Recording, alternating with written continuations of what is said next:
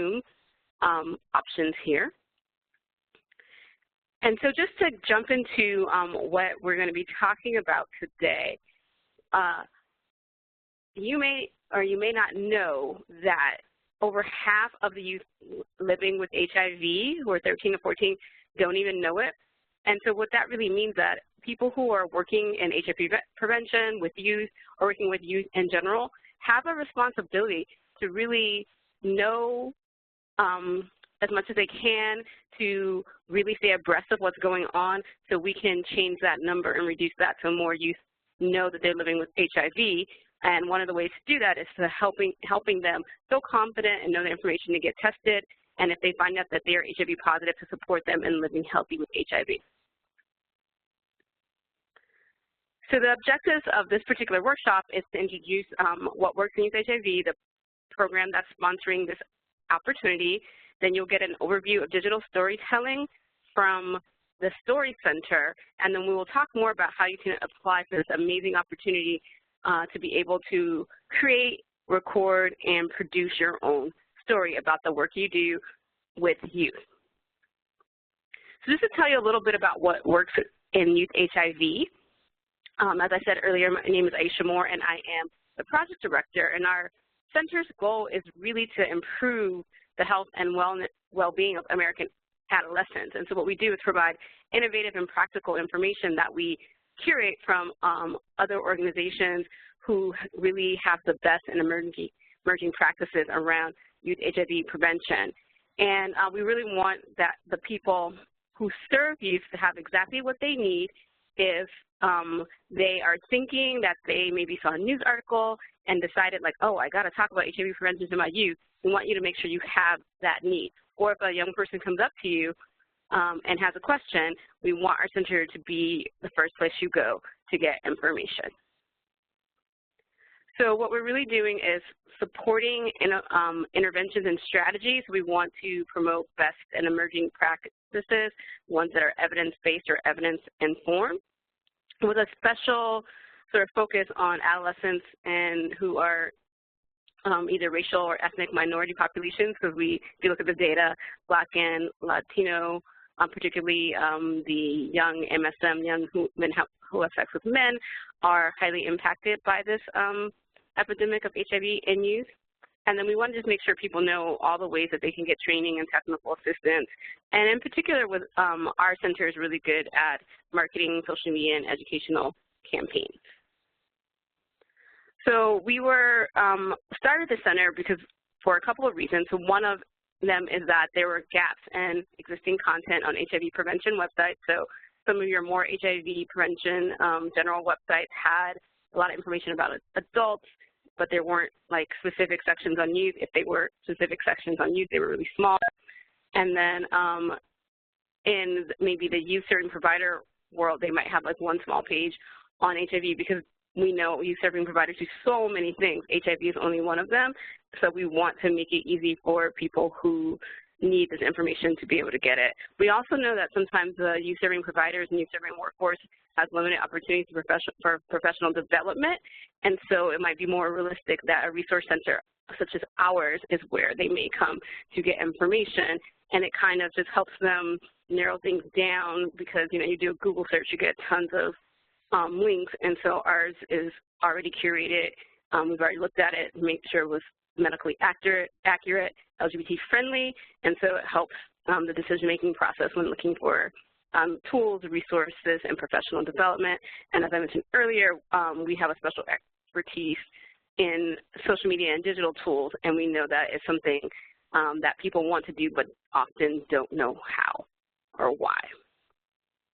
So the people that we really are hoping to use our services are health educators, classroom teachers, but even your person who works at the YMCA or the rec facility, or maybe, you know, they're not in a health setting, or maybe it's not their full responsibility to be talking about HIV, but they know that they might live in a place where the rates are high, or they might live, be in a community where the rates are high, or they know that they're, you know, that there's information that their youth need. We want to make sure they have it. And it's also relevant to peer leaders, because we know in the HIV space a lot of time it's peers providing information in a program, and then we think parents and general information seekers will find it useful as well.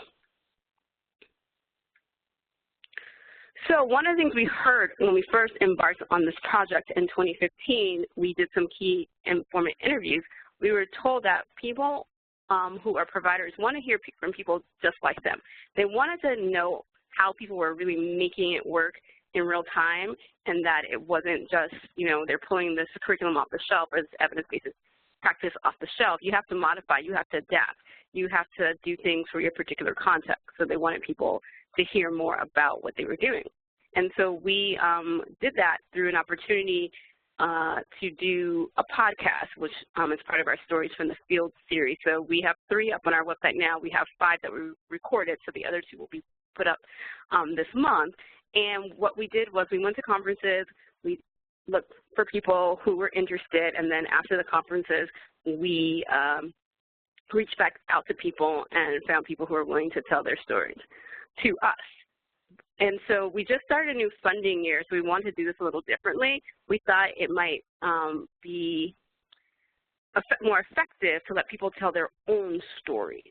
And also by helping people create and tell their own stories, they would have that skill that they could use you know, forever to create stories. Because as we know, stories are very powerful, and in working with youth, a lot of times the stories of the people who work with them and the youth themselves, their stories are really powerful and can lead to other things. So we wanted to create this opportunity.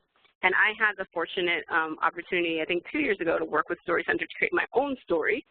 And so when we decided to change course and have people record their own stories, we wanted to partner with Story Center to be able to put on this opportunity. Thankfully, they said yes, and so now what we're going to be speaking to you about, I'm going to turn things over to Stephanie Sessi of the Story Center to let her talk more about the storytelling process itself and what you can expect to do and how you're going to create those stories if you apply and are accepted for this opportunity. Thank you, Aisha. As Aisha said, I'm Stephanie. I work with Story Center. And what I'm going to be doing today is giving you a sort of a brief overview of sort of what is digital storytelling in the way that we look at it at Story Center, and what is a digital story. And then I'm going to talk a little bit about some of the impacts of telling and sharing digital stories. And then I'm going to also talk a little bit about the different project activities that are part of this special opportunity that is being provided. So that's what I'm going to be addressing.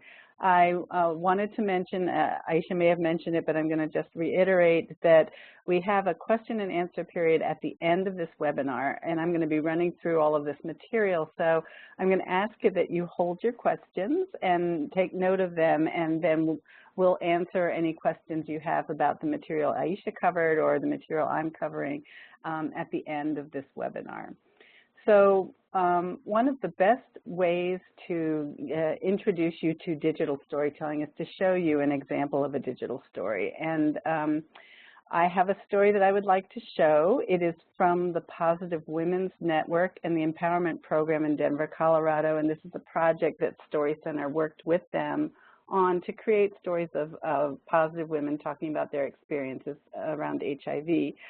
We are going to paste the link to this story in the chat box, and in a few minutes when I invite you to, you can click on that link, but you're not, don't click on it yet. What we're going to be doing is having you click on that link, go out of this webinar, watch the story, and come back.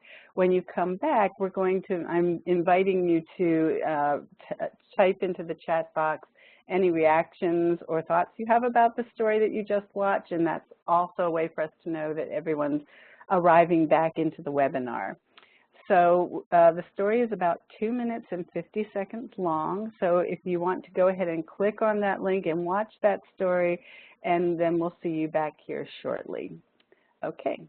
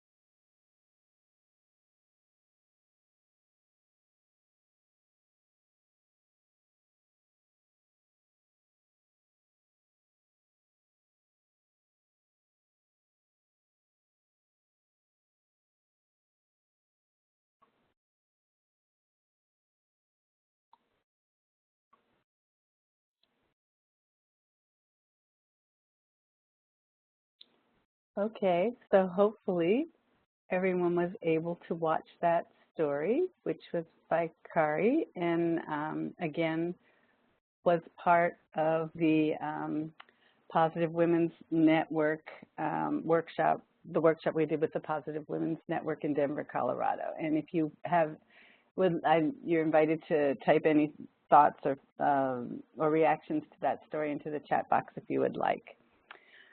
So moving on, I want to talk a little bit about what digital storytelling is. And to begin with, our organization, Story Center, is a nonprofit, and we've been around for more than 20 years. And as far as we are aware of, our founding director, Joe Lambert, and his colleagues were the first to coin the term digital storytelling in the early 1990s. And today, this term actually means a wide variety of things in terms of what kind of media production practices and different approaches to making media. So just to clarify, for the purposes of this opportunity and for the work that Story Center does, digital storytelling means very specifically in our use of the term, a workshop process. And that process is a workshop process that brings together small groups of people over the course of several days to verbally share stories from their own life experience, then work with our facilitators to develop those stories as scripts and then record them, and then select and create images and video that they will use to illustrate their stories, and learn through simple computer tutorials how to edit all of those materials into short videos like the one that we just watched. So digital storytelling in Story Center's sense of what it is centralizes first-person true stories. Stories are told always in the first-person voice. It is a small group workshop process. It's an opportunity for participants to be witnessed and affirmed in a group and have their experiences witnessed and affirmed. And it's a space that we allow a space for being vulnerable, taking risks, and being able to share deeply personal experiences. So an important aspect of this work is that it is actually not really a traditional media process. This is what we call participatory media.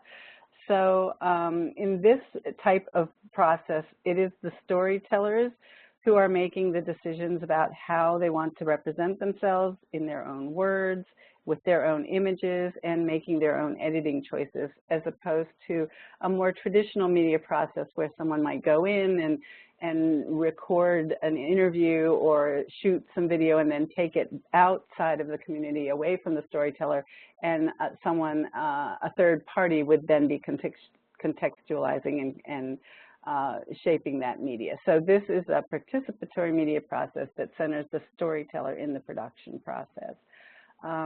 Digital storytelling is actually being used fairly extensively now in the public health field, and some examples of how it's being used are as a reflective practice. We have been working with the University of Colorado and their doctoral program in nursing, which is using digital storytelling to engage nurses in a reflective practice. It's being used as a tool for healthcare intervention, and it's being used, as is the case with this particular opportunity, to address stigma, promote prevention, and raise awareness. And one important piece to all of this is that Story Center has a very specific ethical framework for doing this kind of work. And I'm not going to go into great detail now about what that ethical framework is, but Caitlin and Aisha will post a link into the chat box if you want to look later and get more information about our ethical guidelines for digital storytelling. That link will be available to you in the chat box.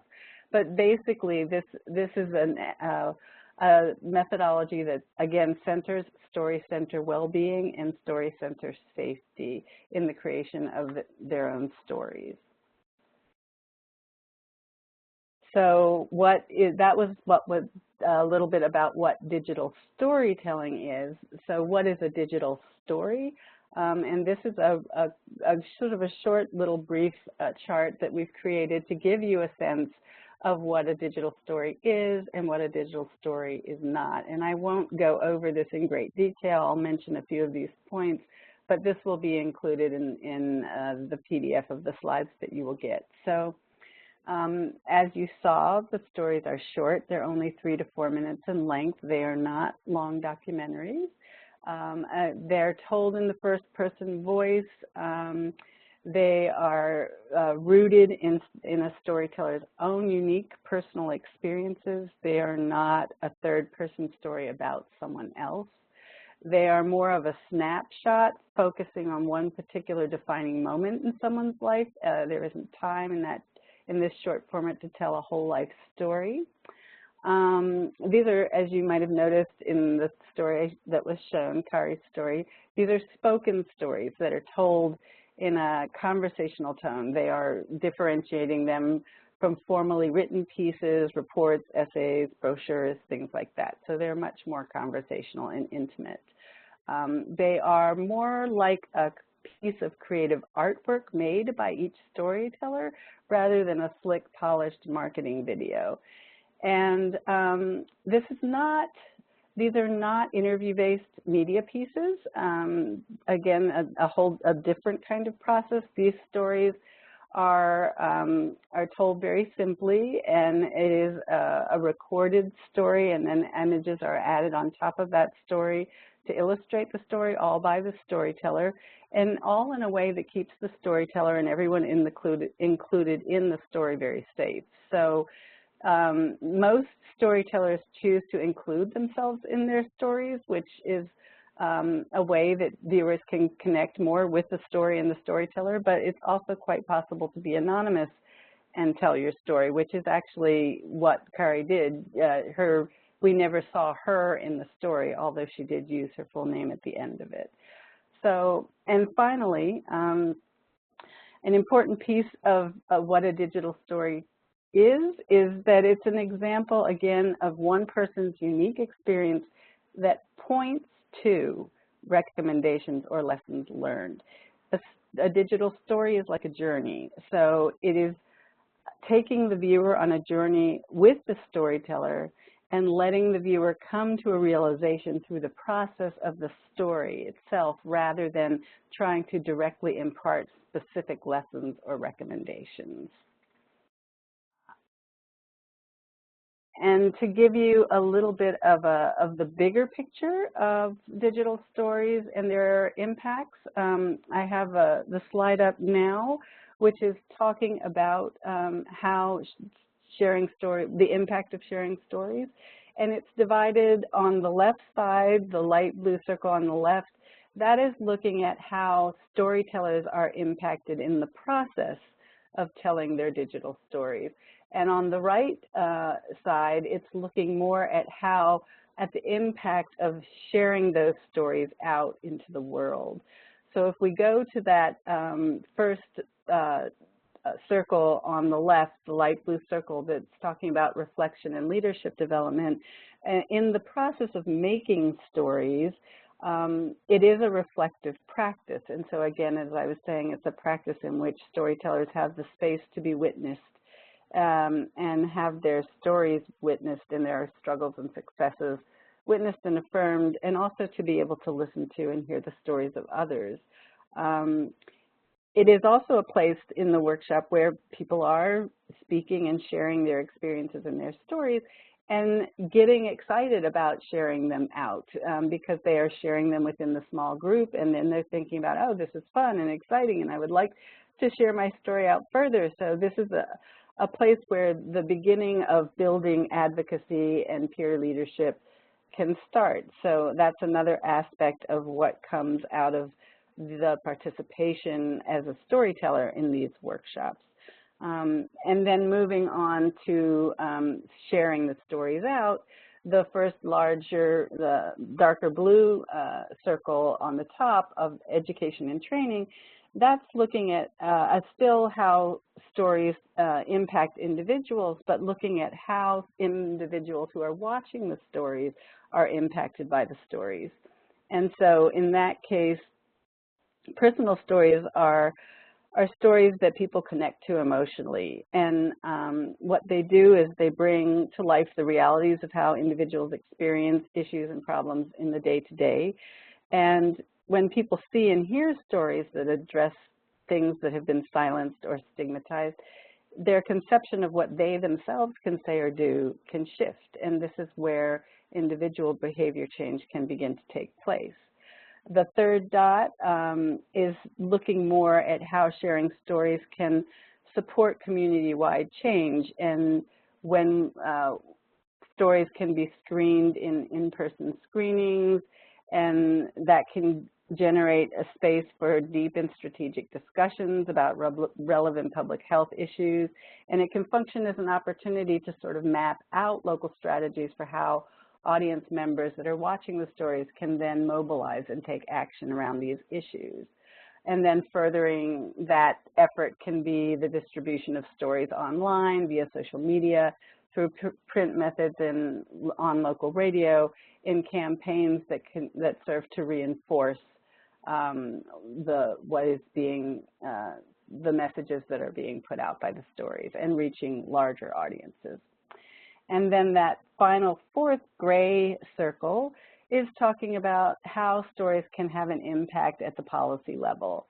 And because these stories are compact in length and have the ability to sort of zero in on important issues, it makes them ideal for educating and influencing leaders, decision makers, and funders. They can add a face and an emotional connection to statistics and data, so they can be very useful complement in terms of policy advocacy. So what I'd like to do now, after that sort of general overview, is talk more specifically about what will be happening in this specific storytelling opportunity that we're making available to you. Normally, the way that our workshops run, they are 3-day workshops, again, that bring people together to share true personal stories from their lives and create short digital videos. Workshop participants share stories verbally in the story circle, write a script for their story, record the story into a microphone, and use computers to edit the story. And I want to emphasize that prior media experience is not necessary. This is a process that is very simplified and accessible, and we have facilitators that are there to give one-on-one support throughout the whole process. So someone who has never made a video before is welcome and will be very fully supported in this process. There isn't any need to have experience in media production to be a part of this workshop. So the other thing I want to mention is that the first day of this workshop is now in this format being broken out into 2 separate webinars, so that will be including what would normally happen in one day. And those webinars are going to take place on Tuesday, September 19th and Thursday, September 21st, and they are going to be 3 hours each. The first webinar is going to be more of an overview. It's going to be talking about the purpose of the project, as Aisha was explaining a little bit earlier, and also showing several sample stories that will be similar to what you will be making in this workshop.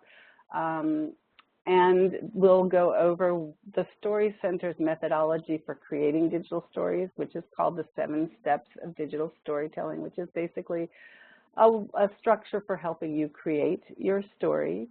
At the end of that webinar, on the first webinar, there will be some writing prompts in case that's helpful for thinking about the kind of story you would want to tell, and going over possible story themes. The second webinar on Thursday, September 21st is also 3 hours, and that's when we'll actually get into the story work. And that second webinar will focus on story. It will be a story circle. It's going to be a facilitated sharing of stories for everyone in the group. It is a space for the participants to share their story ideas or anything they've written and get feedback from the group. The feedback is more geared towards helping each storyteller get to the heart of their story. It's more like an inquiry session, and it's more of asking questions of each other to help people really get to the heart of their stories.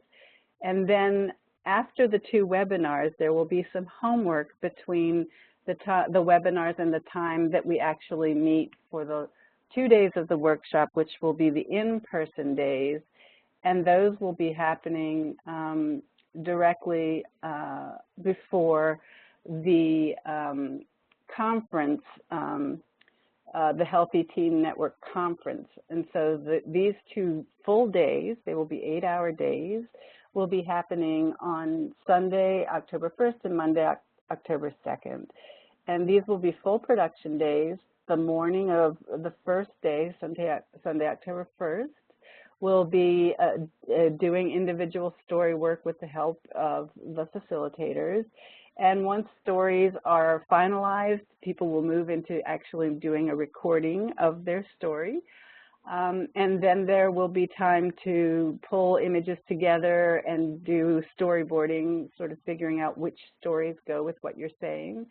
And then in the afternoon, there will be an editing tutorial where you will learn very basic editing, again, with quite a lot of support, and it's a very simple tutorial. And we will continue to do voiceover recording, and as that's happening, as people finish their voiceovers, they'll be putting their voiceovers and their images together in the editing platform and doing editing rough cuts.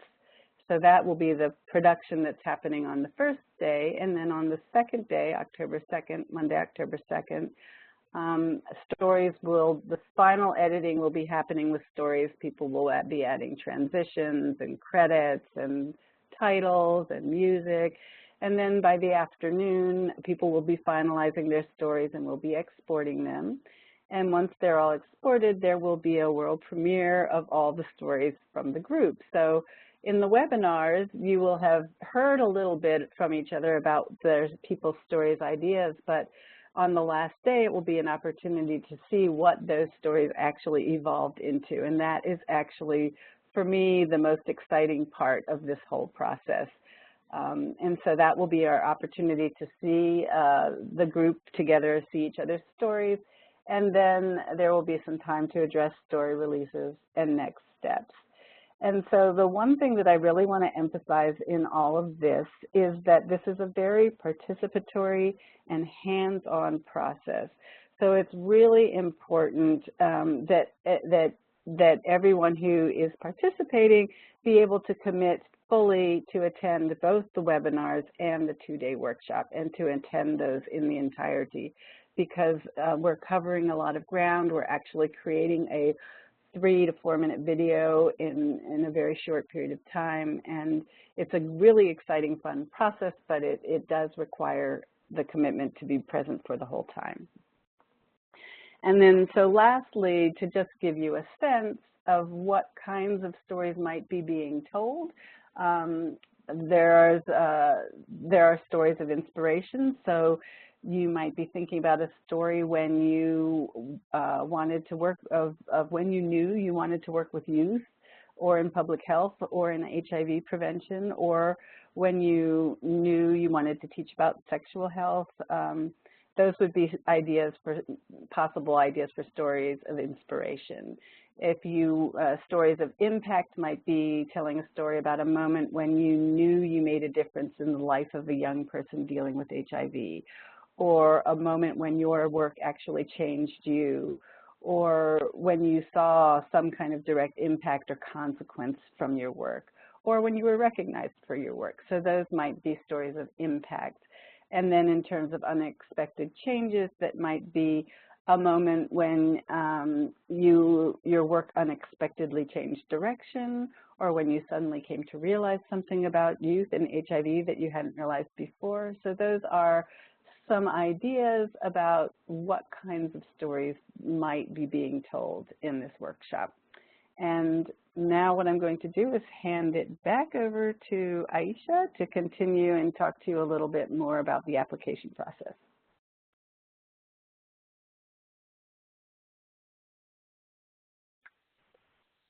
Hi, everyone. Caitlin, can you transfer it for me? I'm not able to transfer it myself for some reason. Great.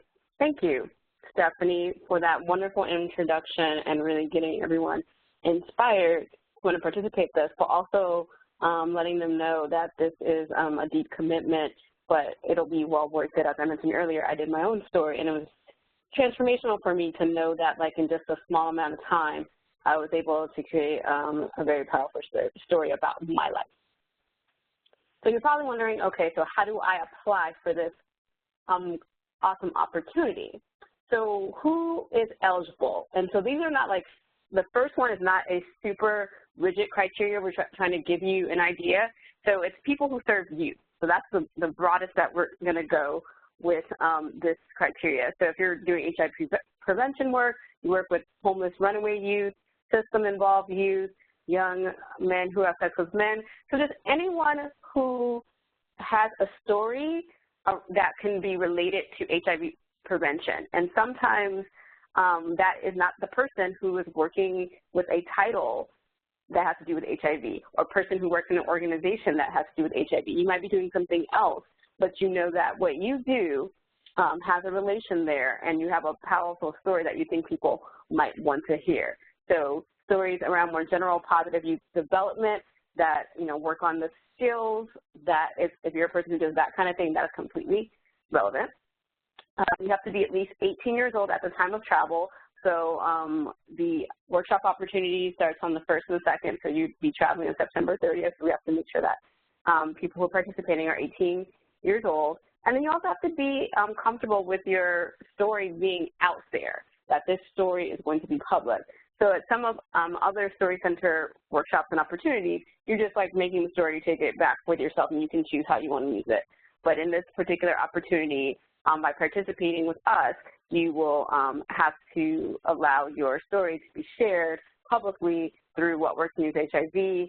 Also, Healthy Teen Network may want to use them since we are partnering with them on this opportunity, as well as Story Center and their outlets. And then also, as Stephanie mentioned, we just definitely want to reiterate that the opportunity to participate in the entire process. So for instance, if you miss one of the webinars, then you're not going to learn the part about how to actually create your story. So then when you show up on site, you'll be behind in the story creating process. So that would not work at all for us. We would definitely need you to commit to both the online and the in-person portions of this opportunity. And so what kind of stories are we looking for? Again, we're open, but here's some suggestions, stuff on engaging LGBT youth of color in HIV prevention and treatment, HIV prevention for system-involved youth, meaning foster care, juvenile justice system, et cetera, working with HIV prevention in college and university students, or those older youth that are 18 to 24. Sometimes we forget about them and only talk about the K through 12. Pre-exposure prophylaxis or PrEP and use, and so that is an emerging topic. So if you work in HIV prevention, you might know that PrEP is not exclusively designed for youth. It's been, you know, tested for adults, and so some people might be talking about their stories of how they're trying to change that. Promoting health equity could be another one, and recruiting and training support. Recruiting, training, and supporting peer leaders, because as I mentioned earlier, peer leaders are a big part of HIV prevention.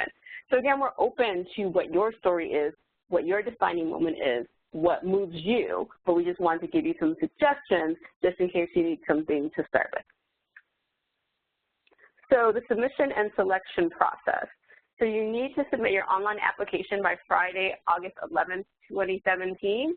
And so if you go to whatworksinYouthHIV.org, there is a banner on top that will take you to the page that has all of the information that you need about this opportunity, as well as a link to the online application and to a PDF of that online application. So if you want to review it, work your answers out in advance, and then just cut and paste them into the application, that'd be a great way to do it.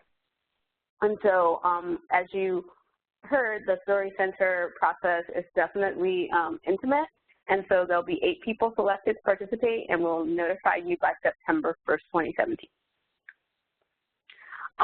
So the costs and expenses. So if you are selected for this opportunity, of course, you're going to receive this expert training and in-person story production assistance with Story Center. You'll also receive a $500 travel stipend, and you'll get free registration to the Healthy Teen Network Conference taking place in Baltimore on October 3rd and 4th. Now, we do not expect that the travel stipend will cover all of your travel expenses, especially if you're coming from far away. So I did a calculation based on federal guidelines to what the travel could possibly be for one person. So if you had a flight from the West Coast to Baltimore, you stayed in the hotel the Healthy Teen Network has available, plus food to eat, transportation to and from the airport, that could range up to $1,300. So there may be some cost sharing there that you or your organization may need to do for you to be able to come to this opportunity. But there's also a lot of savings as we will be providing this travel stipend and this free registration to the Healthy Teen Network Conference. Now, the registration to the Healthy Teen Network Conference is optional, so if you want to just participate in the storytelling pre-conference, that is the 2 webinars, September 19th and 21st, as well as the in-person workshop on October 1st and 2nd, that is fine. So, and so that could reduce your cost for travel because you would have less nights of hotel, of food expenses, and things like that. So that's really up to you. But we wanted to make sure that we were providing some incentives for people to take place because, as I mentioned earlier, we know that a lot of times that not everyone gets to go to professional development. Sometimes the budgets are limited, only one person gets to go. So I think if you are thinking about this opportunity and you're not sure about budget, definitely talk to your supervisors, talk to your executive directors, talk to your CEOs, because the fact that you would be proactive to find a way to pay for this might, they might be interested in sponsoring you for the additional costs that are involved. And so what Working with HIV is not going to, we won't be booking hotels or air for anyone. You would have to do that yourself. We will just provide you with the $500 travel stipend. So now we are at question time, and so if you have questions, please type them into the chat, and our SIBA specialist, Caitlin DeRay, will moderate any questions that come in, and myself or Stephanie will answer them. And so while we're waiting for that, I just wanted to, again, reiterate that we really wanted an opportunity for people to tell their own stories, number one, but to have this experience of learning how this process works and then how to edit your own stories, because sometimes people feel that, well, I don't have these technical skills. I don't know how to, I know I want to tell my youth to tell their own stories. I want my staff to tell their own stories, but I'm really not sure how to get this done. This will be a great learning opportunity for you to be able to do that.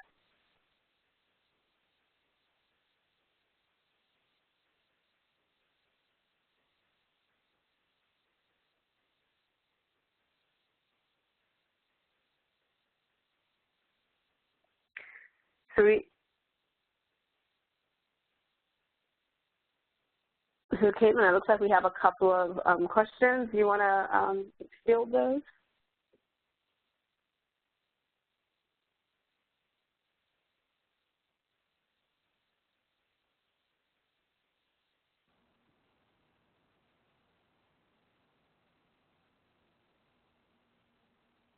So it looks like we have one question from Sabrina James. Hi, Sabrina.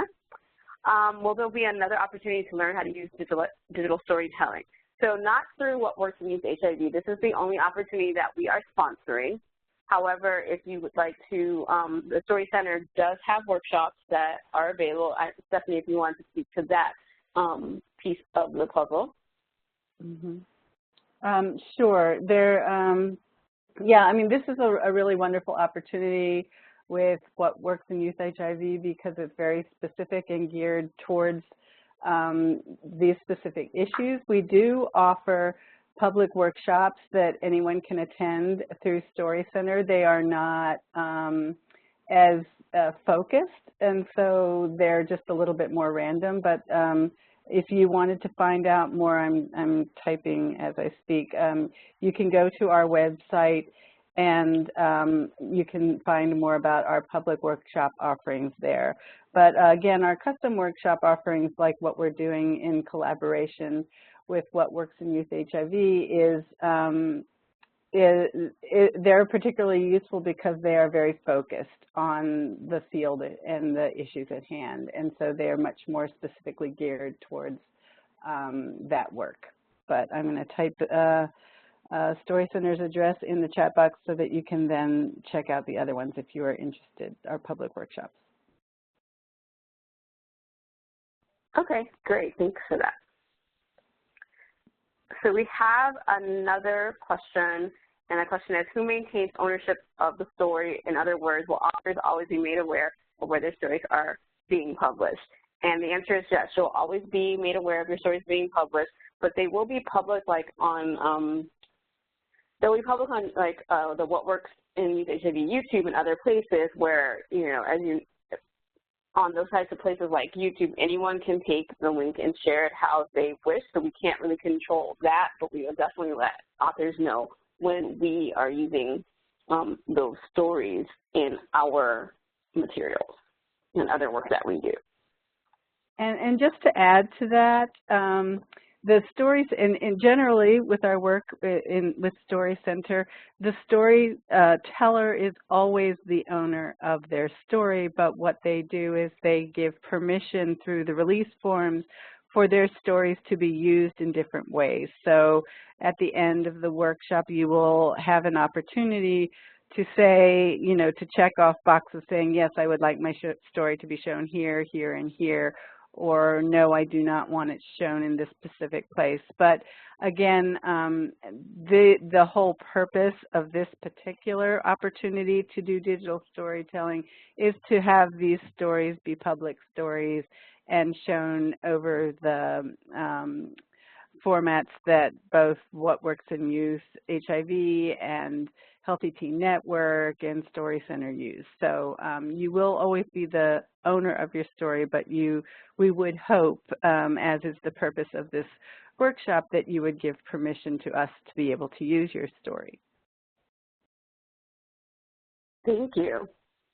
We have another question that is, are the times for the webinar on September 19th and 21st set? The times are not set. We're waiting till we get the 8 people to agree, and then we will find a time that works for everybody. So that is, so we picked those dates to have dates in place, and then we decided intentionally not to pick the time that between 8 people, we are sure that we will be able to find a time that works for everybody. So I would say go ahead and apply, and then we'll work it out. Aisha, we had an additional question about how competitive the application process is and why, you know, what some criteria would be that someone would not be selected. So we can't say right now how competitive the opportunity is. We are a project that doesn't like have grantees or anything like that, or like a huge audience. So I don't want to really say how competitive it's going to be, like, you know, officially. But you know, as more people hear about the opportunity, that you know, who knows. But as you know, there's an application process that people have to fill out, and so sometimes, you know, that can deter people from applying because they have to think about things, because we want, you know, these great stories to be out there. And what we are, in terms of like the criteria for which upon which we are judging the applications, we're trying to just get a good mix of people. So as we want to be able to have people from different regions of the country, we want to be able to have different types of stories. So part of the application, you have to sort of say what you think, what story you think you might want to tell, like in the storytelling process itself, that can shift and get refined. but just to have, have an idea, and so we will look at that to make sure that we have a good mix of stories. And so this opportunity is being shared far and wide. So again, I can't really say, but I don't want to say officially. I don't want to say that it's going to not be competitive officially, but I do think because of the commitment of this that it'll be different than maybe some other things that people apply for, because there's definitely a serious commitment of time there.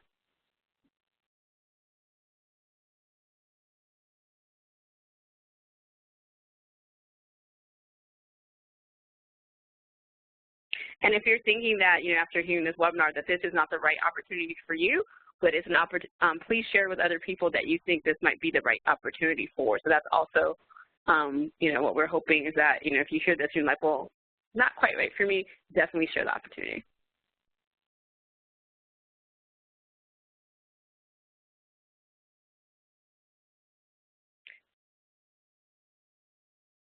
So after the webinar, if other questions come to mind, you read the application itself, please don't hesitate to email us.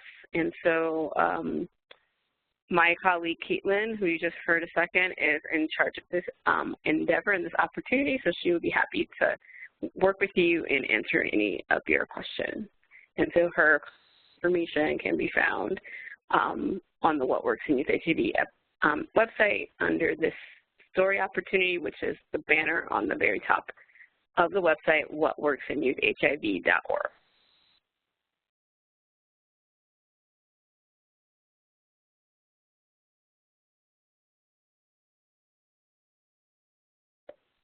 So do you have, Stephanie, any closing words you would like to say? No, I think it's a wonderful opportunity. I will say that what people usually hesitate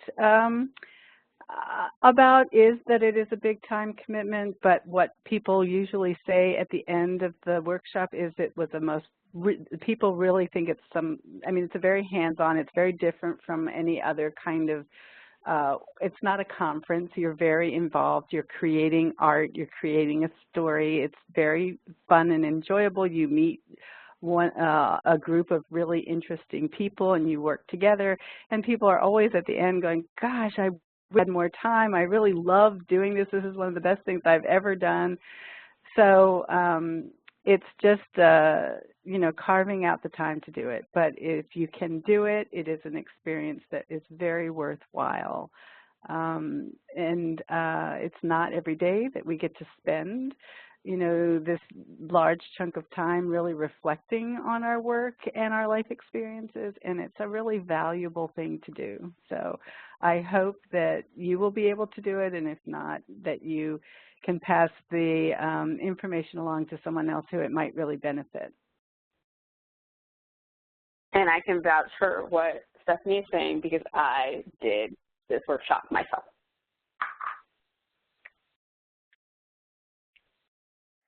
Okay, well, seeing no other questions, we will conclude this webinar. I want to thank everyone for attending, and please check out the website and application process to learn more. Thank you.